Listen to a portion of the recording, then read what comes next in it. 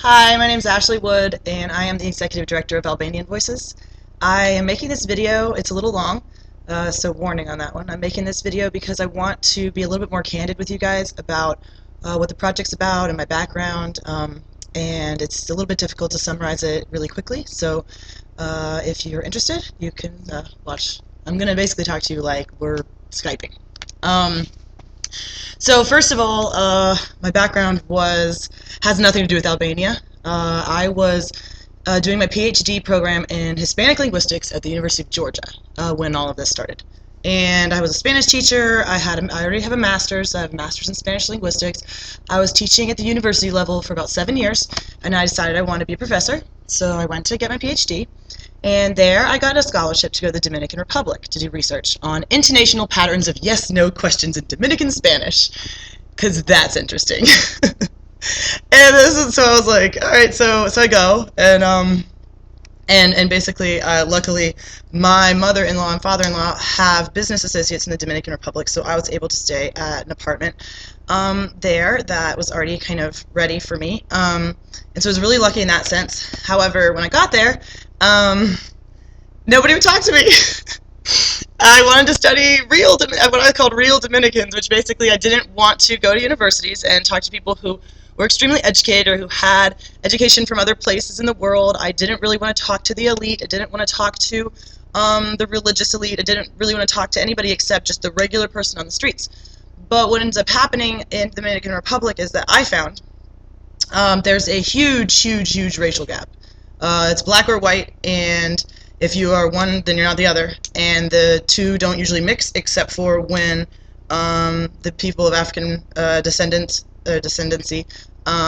are trying to do work for you. So basically, I had a really hard time interviewing people because they felt uncomfortable and they wanted. They felt uncomfortable being interviewed by me, and they felt like they should be maybe doing a chore for me or carrying something or whatnot, but they wouldn't really talk to me. They said, why would you want to talk to us? Why would you care? So I was having a really hard time getting research. I walked the beach one day trying to find maybe somebody who could help me kind of be a liaison between what they were seeing me as rich elite, and then what they saw themselves as poor, and I was hoping that maybe some way I could do that. So I walked the beach one day, and I met, there was a couple of boys playing in the water, and I just said hi, and I met them. They happened to be Albanian, and they happened to have lived in the United States. And it was a pretty quick conversation. It was just, hi, I'm Ashley, I'm doing this research, I'm a student. They said the same thing, hi, we're here, we live, this place, come by, there's a bar right underneath where we live, so that you'll be able to find the place really easily. And that was that. I just, met them, thanks, great, talk to you later. So a couple days later, I ended up actually going to Santo Domingo to get the research done because I wasn't able to get anything done in the town that I was in. So a couple days later, when I got back from Santo Domingo, I tried again, and I went, down to, some cafes, some bars, different places, just all around the little town. And I was there, and I met a group of American men. Some of them did speak Spanish. Some said they were from Puerto Rico. Sorry, I'm at school right now. This is a completely uncut video. Anyway, so some of them were Puerto Rican, some of them were Americans, all of them spoke Spanish, maybe one was Dominican, but mostly, basically, they were American, and so I remember we were talking about Detroit, I remember we were talking about New York.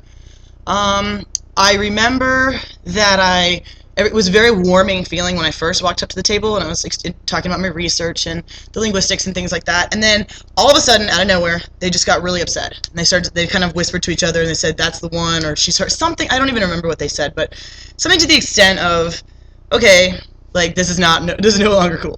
And so basically one of them, they all stood up from the table, one of them grabbed my arm and started pulling me. And so I honestly was trying to be, like, positive, I guess. I was like, maybe they're just trying to show me something cool, but as they're kind of pulling me out of the car, I realized this is really probably not a good thing to be getting pulled towards. And by the time I kind of start realizing, okay, this is really dangerous, they're about to throw me in this car, I don't know what they're going to do with me, the Albanians I'd met, who happened to be basically kind of in the vicinity nearby, saw what was going on, and they came rushing over, and they pulled my other arm. So I have one on this side, one on the other side, pulling me. And so, but the Albanian, the man Mariano was the one who had my arm, and he grabbed me and he kind of ripped me out of the hand of the other person, who probably wasn't really expecting that to happen. Basically, then the other two guys, the two guys that were negotiating were Emilian and Piero, and then the third guy, Elvis, stood in the middle of the negotiators, and then Mariano and I, and kind of backed off with me. So I was able to, and then of course they rushed me to another car, and then we kind of sped off. And the first thing they said was, "Do you have any idea who those guys are? What are you doing? Why are you talking to people like that?" And I was just like, "What are you talking about? I was just going around the town meeting people, doing my thing." Yeah. But anyway, so they kind of explained, well, no, this person is a drug runner, or a drug dealer, drug trafficker, however you want to call it. The way I understood it, or the way I understand it now, and this is also based on information I know from having studied in Latin America and knowing a lot about gangs and drug trafficking in general. That's something that I studied previously, so this is not really, I had never really studied it in practice. So I was there, and basically what the deal is they're trying to bring all the cocaine from South America into the Dominican Republic, because from there they can put it on boats and get it into Puerto Rico. Once in Puerto Rico, it's in the U.S., and it's very easy to import. So a lot of these small beach towns in the Dominican Republic, and I'm not talking about the kinds of places you would go as a tourist. So Dominican Republic's great, and please don't think it's a bad place to be. If you go as a tourist and you go to the resorts, you're fine. I was running around in all kinds of towns I shouldn't have been in, so don't think that this just happens to people. I was asking questions where apparently I shouldn't have been asking, and I didn't really realize that in small towns, that's a really great place for illegal people to hide. The boys I had met in the Dominican Republic, the men that I had met, I call them boys just because they're my boys. The boys I met in the Dominican Republic were there on basically a visa scam. So they had been in the United States illegally since the beginning of 2000, or at the beginning of the 2000s, like around 2000, 2001, something like that.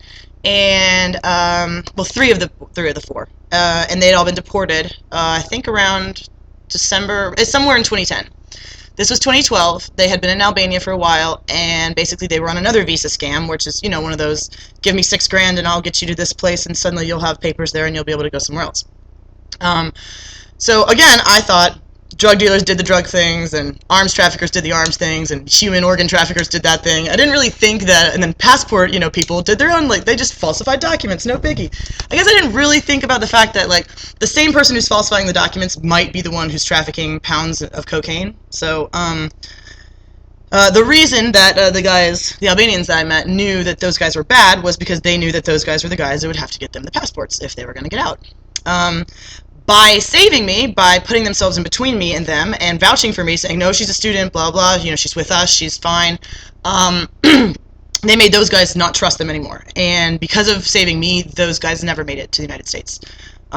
So it's something that I didn't really realize all of these consequences until much later, because it took a long time for the Albanians to trust me enough to explain their situation to me. So again, a lot of this stuff has kind of come into to the place where we understand it relatively recently. So it took me almost a year to kind of figure out what had gone on, who those guys were, what their names were, what kind of gang they ran with, that kind of thing. But at the time, I didn't quite understand, and I didn't quite get it. That was summer 2012. I came back to the United States. No, I'm sorry, let me say really quick.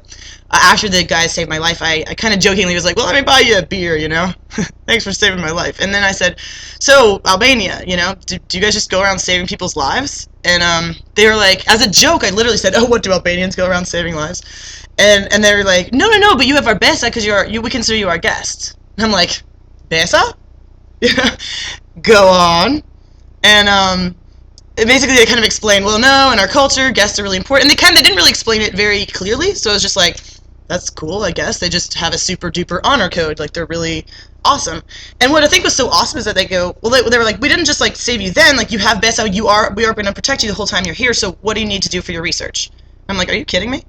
I'm married, do you guys realize you're just dudes helping out a married girl, is that okay with you? I can't really, they're like, no, nothing like that, and I swear to God, there's 4 bodyguards that were with me the rest of the time I was in the Dominican Republic. They helped me get my research, they introduced me to friends, they were like, this girl needs to hear you talk, blah, blah, blah, she's gonna ask you questions. It was amazing.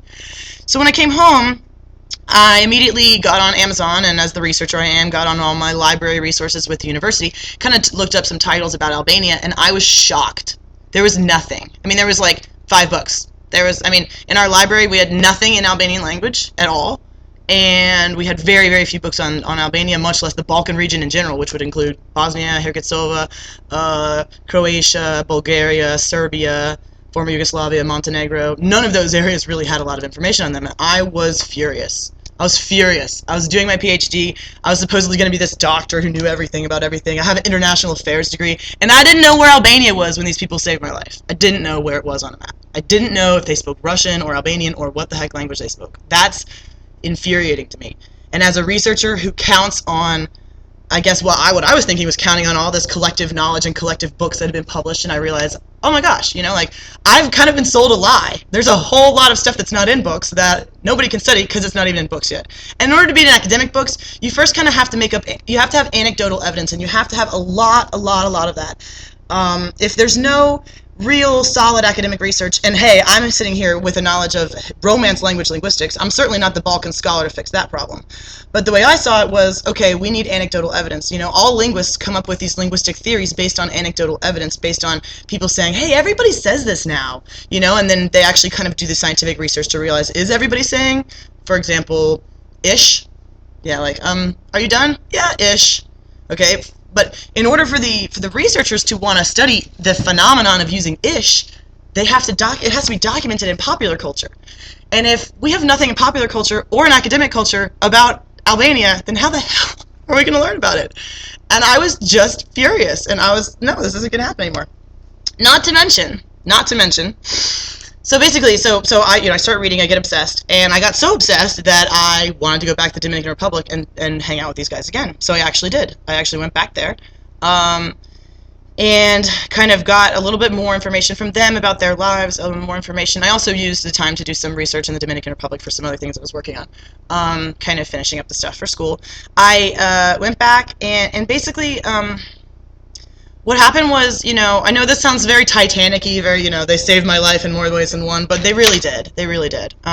Yes, they prevented drug traffickers from taking me in their car. They explained that the drug traffickers had recently, how do you say, like broken the cover, or how do you say it? Like blown the cover, there you go. Blown the cover of a DEA agent that was down there. And so they were kind of expecting that maybe I would be the next one, or that somebody would be sending somebody else. So that happened. When I went back to the Dominican Republic the second time, it was something that I'd never really experienced, because I'd spent a lot of years hidden behind books and in libraries, and kind of hiding behind knowledge and using it as a tool to escape, I guess, and maybe not connect with other people. I wanted to speak multiple languages, but I didn't really feel like I didn't really, I guess, I didn't feel enough confidence to go out there and actually speak it. So when I was in the Dominican Republic the second time, the guys pretty much only talked to me in Albanian, and I had gotten some books. I got some books on Amazon. Just basically, it's called oh, I don't remember. Like it's the only Albanian books out there that have a workbook, a regular book, and a CD. I'll write it in the direct description for the YouTube video. So basically, I got those. I'd learned a little bit, and I asked them to please speak to me in Albanian, and they did a lot of that. So I learned a great deal, and I kind of, in connecting with people that, okay, first of all, I was connecting with them language-wise. I'm learning their language from speaking from experience, rather than starting with a book and then trying to go to, like, let's say France, and then practice my French. So that was a really amazing experience that really kind of made me decide to change my path in life. And the other thing that made me change my path in life were the stories that those boys told me. The things they'd gone through to be where they were, the things they'd gone through to get to the United States the first time, what deportation was like, what it's like to travel with fake papers in the airport, what it's like to be arrested, what it's like to go to a Dominican jail, to an Albanian jail, to an American jail. What it was like to grow up with communism. That, to me. I think it was weird because, they saved me, we hung out, we were cool, we were buds, and so for that first time I was in the Dominican Republic, I really saw them as equals, and then the second time when they really opened up and explained their history to me, it was completely impossible to see them as equals because of the amount of advantages that I've had growing up that they did not have. And I was shocked that they were able to get to a place where I considered them total equals, yet knowing what they kind of had to go through to get there was so much more work than what I've had to go through to get where I am. And it made me really appreciate the life that I have and the luck that I have to have, because it is just luck to have an American passport, to be born in America. And it just, it really started to make me think about what it would be like to not be able to travel anywhere. What if your passport required you to have a visa to go almost everywhere in the entire world, and nobody wanted to give you that visa? And then you couldn't stay in this country because you can't make any money. There's no jobs.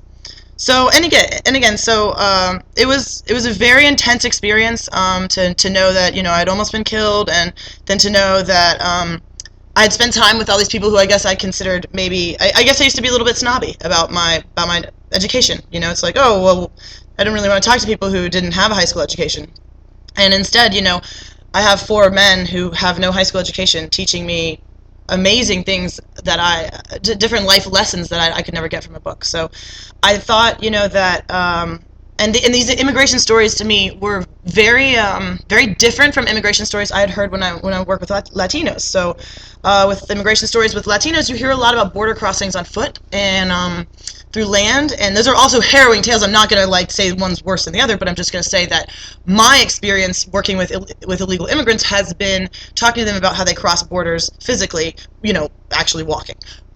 It's been crazy interesting to talk about crossing borders in an airplane, and what that's like and how you do it and different ways of getting to places when you can't live in the country you were born in. So basically, that's kind of how it started with Albanians. I became fascinated. I decided that the PhD was not for me for a number of reasons. It wasn't just the situation in the Dominican Republic, and I wasn't afraid to keep doing research, but I just personally didn't really like the field of linguistics as much as I thought I would. So as simple as that, I quit the PhD, I quit the scholarship, I quit everything, and I started my own business. I had been really disillusioned during the PhD with the students I had, and this is, love you guys, but at the University of Georgia, and because I would say 90% of them that were in my Spanish classes did not want to be there. They were forced because they had to take it for credit. And it's really depressing to teach to 90% of the people in your class who don't want to be there. And then there's 10% who might want to be there, but it's just bringing down, the energy's awful, you know what I mean? And I just thought to myself, why do well, I don't want to teach something that it's being forced on other people. If they want it, they can come seek it out, because I had so many requests for private lessons, I didn't have time. So I was like, here's an idea. Not teach where everyone hates it, and let me teach people who want to learn it. So I started my own business, Language and Culture Solutions, and it basically is just, we're trying to, bring language and culture solutions to you. So whether that be learning about other cultures, having travel advice, accent reduction classes, teaching Spanish, teaching English. So I just started kind of doing all of the things I already had done before, but I just started doing it on an independent kind of private basis. And so that really grew and gave me a lot of time to kind of start thinking about what could I do for Albania or for Albanians, or how could I kind of integrate my experience that I had with these men. I didn't want to lose it. I didn't want to lose out. I didn't know how to continue to stay connected to the culture, because it was just so important to me. And so I decided, okay, well, definitely got to write a book. Definitely got to write a book about this, because my goal in life in general is to be a writer, and to be a travel writer, and to write about different cultures and languages. Not necessarily a travel writer who writes about going on vacation, but maybe who travels and writes.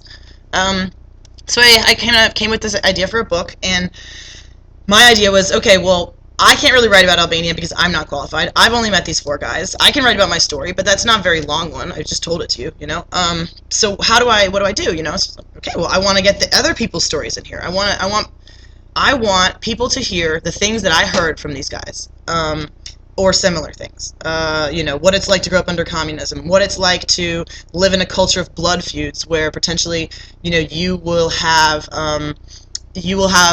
basically a price on your head just because of something like a distant cousin has done. So I basically decided, and I know this was definitely premature, but I was so enthusiastic and excited that I was like, I'm just gonna make up this Kickstarter proposal and get money to write this book, because I really wanted to have the research. I really wanted basically, what my idea was, I was raising money for research funds, and I was going to go to Albania and collect these stories and then produce them in a book. And so I put the Kickstarter project online, not knowing anything about crowdfunding, not knowing anything about Albania, just, hey! And I actually did really pretty well. Since I followed the instructions, I went ahead and set my budget at something realistic, which was $8,000. And back then, Kickstarter had it that you couldn't do flexible funding, so it was all or nothing. If I didn't raise the $8,000, I wasn't going to get a penny, and that's what happened. I raised about $5,300, and I didn't get any of it. But what I did do during that process was kind of not wake people up, but kind of let people know about what I'm doing, what I'm trying to do. So it was actually really cool. It raised a lot of attention, and I got hundreds of emails, hundreds of messages, tons of different types of ways people communicating with me. And finally, I decided, okay, well, I can't give up on this, because when I failed, everybody was like, oh my gosh, we're so sorry. We really, really hope that you'll find some way, and whatnot. And so, how am I gonna let those people down? How am I gonna do that? That can't. No, yeah, I didn't have enough money to go to Europe. I didn't have enough money to do really anything. I had quit my other job, which barely paid anything in the first place, and was now writing a book and trying to tutor and translate my poor husband. He's such a sweetheart, right? We love him. So I didn't know what to do. I felt a little panicked, but I didn't want to let anybody down. So I thought, okay, this is my option. Basically, I'd heard from the guys in the Dominican Republic that there was a huge community of Albanians in Michigan. And I thought, okay, this is the best place to start. So I was raised Roman Catholic, and they have a Catholic church there. And Emilian was the one of the boys who had told me about the church. He was very, very proud and said that the community had built it. And so I was like, okay, let me start there because I know of this church. I've heard of this church. I've heard good things about this church. Even the way he talked about it was very spiritual and sounded like a welcoming place for me. So I contacted the church, and I was really excited with my whole little spiel on the phone in English, like, here's what I'm going to say and all this stuff, and I'm just going to come up there. Basically, my idea was, like, come up after Mass, hand out some information, and tell them about what I'm doing. Well, I call up, and the priest, Don Franny, doesn't speak any English at all. So I'm all like, hello, blah, blah, blah. And he's like, a flisni ship, which means, do you speak Albanian? And I'm like, oh. So in Albanian, I say, like, not very well, but and then he goes, Germanisch? And I'm like, I can do German, I guess, So I struggle to put together in German kind of what I'm trying to do and whatnot and whatnot. He says, that's fine, you can come up, no problem, you're welcome. So like my poor husband, he's like there holding my hand, like getting ready for this, and then suddenly I'm like switching from English to Albanian to German. So it's kind of funny. And we ended up, so I go up there, invited by the priest, and I talked to a few other members of the church in English a little bit better so I could kind of get an idea. And one person I talked to, his name's Kola. He informed me that there was a festival that weekend, an Albanian traditional cultural festival, and I about lost it. I could not believe how lucky I was, because it was the only week that I could go up there because it was between 2 teaching sessions or something. I don't even remember. And so basically I was thrilled. So I went up there. I had a great time. Long story short, I met a lot of important people. It was really interesting. I kind of hopped one to the next. So every time you'd meet somebody, then they'd introduce you to the next, and that person introduced you to someone else. And so it was actually a really great networking opportunity. And what I did was I met with those guys and explained my book idea, and they were nice enough to donate a little bit to help me kind of get started and to help me with the expenses for the trip in Michigan. And I ended up taking that money and using it not only for equipment, so a camera to continue to document all the activities, but then I also used it for other trips to Michigan to make sure that I really kind of understood the community. And I went twice in the summer of 2013. I was invited for a literature day at the beginning of December, and then I also went 2 other times to visit friends that I'd made up there. So actually it worked out really well. I got a lot of great stories, and basically I wrote the book with the stories in it from the people in Michigan. After that, let's see, and so that basically now I'm in the process of editing, which takes a little while, trying to make sure that it looks really good. I'm also getting permission from all the people to use their names and kind of, so there's a lot of details that need to be worked out right now, but the bulk of it got written. After that got written, I applied for the Fulbright Scholarship, which is one of the Fulbright Scholarships, which was it was in a combination with National Geographic, and it's called the National Geographic Fulbright Digital Storytelling Fellowship. I applied for that, and through that, I talked to some of my contacts in Michigan, and they were able to get me in touch with some professors at universities in Pristina, which is the capital of Kosovo, as well as Tirana in Albania, and also some people in Montenegro and Macedonia, and the cities of in Tutsi, there's not an actual university, but there are some schools, and then in Skopje. So I was able to get in touch with a lot of people and make more connections because the Fulbright required you to give a plan for where you would be for the next 9 months. So I kind of already worked out a plan of where I would go and how I would do it and whatnot. The Fulbright is one of the most competitive scholarships in the world, so I did not get it. That's okay, because through that process, I was really able to refine my ideas. My proposal, as you know, if anybody who's watching this has applied for a Fulbright, they're exhaustingly, it's an exhausting process, and it takes about a month and a half of just constant work. So that helped me to kind of solidify the ideas for Albanian Voices and what we want to do and where we want to go with it. So about a year ago, in September 2013, before I applied for the Fulbright, but after most of my trips to Michigan, I met a girl named Bora. And she was actually, I was at Starbucks kind of screaming at one of my Spanish students about how he couldn't remember the words. And his argument was, well, they all start with the same letter. And I was like, no, they do not. It's like in Albanian, the question words do start with all the same letter. They all start with K. And like, kur, and then I go, kur, kush, kur, kush, kur. And then her, like, this little head, like, pops up. And I'm like, oh no, that girl understood me. And she's like, excuse me, do you speak Albanian? And I'm trying to be cautious because I know, and at this point, I know a lot about Albanians, and I know about the different cultures and the different opinions they have, and I was just a little bit nervous about kind of starting all that, so I go, I don't know, do you? She was like, yeah, I speak Albanian because I heard you speaking Albanian, and I understood it, and I came over here. Anyway, we ended up becoming really, really good friends, and she expressed interest in, she's an artist, Bora Shehu, she's obviously the co-founder of Albanian Voices with me now.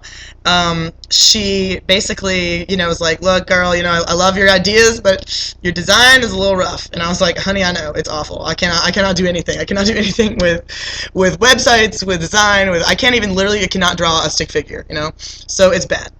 And she's like, I will help you, I will help you. So she starts helping me with the design, made the logo, did a lot of great things. And then she was like, are you going to go to Michigan next time? Because I really want to see a festival. I've never seen anything, because she's grown up in the United States. And so she's never really seen like these huge kind of Albanian festivals because in the United States, in Atlanta, because we don't really have a huge population of Albanians here. Although I am getting to know all the ones that do live here, and I'm very excited, and we are slowly growing our community, so hopefully we will have events like that one day. So basically, yeah, so she started that, she kind of came with me, she came with me this July, this is just a couple months ago, to Michigan, and that was really the first time that we took off as an organization. Before then, it was me, I didn't have a lot of very organized ideas, I didn't really know where I was going with it. I knew I wanted to write the book, and I did, and I was, but I didn't really know how to continue to help people because there was just so many people that wanted their voices heard, and I knew that it wouldn't all fit in my book. So, and I could keep writing books, but I thought that, obviously a real-time situation would be cooler than just waiting for books to come out. So in this day and age, everyone expects some type of social media presence. So with Bora, basically the whole first part of 2014, we really worked on social media presence and design and the website and making it look good and getting stories. And then when we were in Michigan, we really promoted our website and what we had done so far. And we got a lot of good response, and a lot of people really understand now what we're trying to do. And so basically, the ideas that we have are to collect stories, collect individual stories, whether it be about the first bike you had or all the way to something as complicated as, communism or being tortured. I mean, it can be really, really serious, dramatically, it can be horrible things, or it can be really positive things. It can be about, the way you celebrate birthdays in Albania, or the way your particular family celebrates birthdays that's different. So people are kind of submitting things, all kinds of different topics. My personal favorite is Arben. He just recently submitted a story on our website, and he's a wheelchair tennis player in Oslo, Norway. And it was amazing to talk to him because, he just messaged us on Instagram saying, hey, would you guys mind putting up this picture? I think I'm the only Albanian wheelchair tennis player.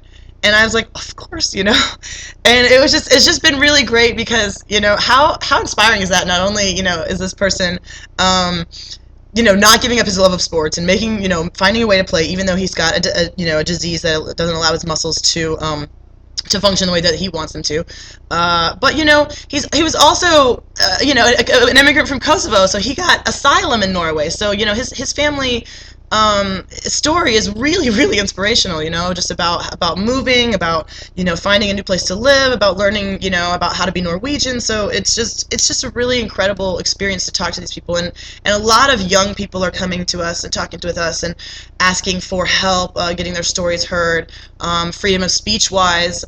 We have a lot of women coming to us who are saying that they feel repressed and that they, would like help maybe writing under a pen name or some type of pseudonym name, kind of.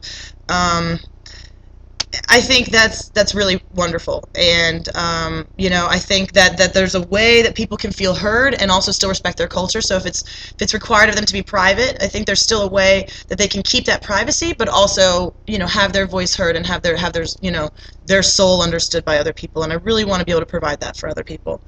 All that as well as, for Americans and for English-speaking people, especially English-speaking people, I think it's really valuable to read some of these stories because it really can give you a perspective on how lucky you are and how easy life really is in the United States. You know, spending time, now that I spend a lot of time interviewing people, different immigrants, mostly Albanians, you know, I realize how really it very is easy. It's easy to succeed in the United States, and if you're not doing so, then it's probably out of, you know, of lack of trying hard or lack of working hard. And of course bad things happen, and of course, you know, setbacks occur, but you know, Albanians take advantage of every single aspect, every single positive thing about this country that they can, and they end up making really wonderful, great businesses, and they contribute in fabulous ways even to my own economy here in Atlanta. So I'm really proud to have Albanians in my country, and I feel like since their country is such a difficult place to live, whether it be Kosovo, Albania, Montenegro, or Macedonia, they're all difficult places to live. So if you have an Albanian living in your town, chances are they're contributing in a positive way to your economy, to your neighborhood. So I think that's something that I want people to understand, and I want people to understand how far those people have come. You know, it's not just like, oh yeah, you know, I just zipped on over from Germany where things are pretty nice. You know, they didn't. You know, it isn't as nice in Albania. And don't get me wrong, I've heard it's beautiful, and I have not been, but the unemployment rate is incredibly high. It's reported at somewhere around 10%, but most people anecdotally reported it around 38–40%. So it's really, really difficult to work there. And so basically, yeah, we're trying to get people to understand about Albania, to have Albanians voice their stories and to be heard, but also we have two kind of other main goals. One is the preservation of oral history. So the Albanian script, the actual way you write Albanian, was not standardized until I meant 30 minutes on the video, until about 100 years ago. So before that, scripts were written with lots of different lettering. Could have been Greek, could have been Latin, could have been even Arabic, could have been. There was also a script that was in northern Albania that was just unique to the Geg region. So there was lots of different. There were things written down, but it was not standardized, and it was not something that all Albanians could read collectively until about 100 years ago. So as someone who's English speaking, when I want to read something from my language from 300 years ago, not a problem. I can find it. I can find different dialects. I can find, you know, it's all recorded. And I can't imagine trying to understand an Albanian identity without being able to really read the history books, considering there's hardly any at all. And then the fact that, let's say you can come across ancient texts, or you do live in the region and you're able to go to, you know, libraries where we have old things, you're going to find so many different languages, Turkish, Italian, you know, German. I mean, people would come in and write about Albania. I mean, it was just, you have to be a ridiculously good polyglot, and that's a very large barrier to studying something. So I definitely want to record these things in English and Albanian so that people can study it. And so I think that preserving oral history is incredibly important. It's, you know, the dominating forces of the world write things down. They write down their history. They have, you know, the Germans have these Grimm's fairy tales that have been, you know, ingrained in the culture for a long period of time. In fact, that our culture has adopted many of. You know, Albanian history, legends, none of that is part of our culture. Greek is, Roman, but why not Albanian? Why not Illyrian? Illyrian is where the Albanian people came from. So again, it's just that's kind of we have a lot of different goals with the project, which I believe makes it difficult to explain to everybody. But yeah, that's basically the idea. So the oral history preservation, the allowing and encouraging freedom of speech, the integration of Albanian culture with the rest of the world community, and for a mutual understanding to take place, and basically just a general kind of positive place that we can celebrate being Albanian, Albanian culture, Albanian traditions. I want to be able to connect different Albanian communities throughout the world. I want to be a place that you can come to if you have questions, if you want to know about Albanians, if you are Albanian and you maybe want to know what kind of events are going on in different cities. We've been posting, actually on our website, we posted job opportunities. We have posted lots of articles explaining current Albanian politics, government, you know, economy, culture, language, as well as historical things. But yeah, basically, that is the idea of Albanian Voices. That's the history of it. That's a little bit of my history, and I hope that through this video you've gotten to know me a little bit better and to know my ideas and my motives. If you have any questions, you can always email me or message me, you know, where I'm at, and I really appreciate you taking the time. So thank you so much. Have a great day.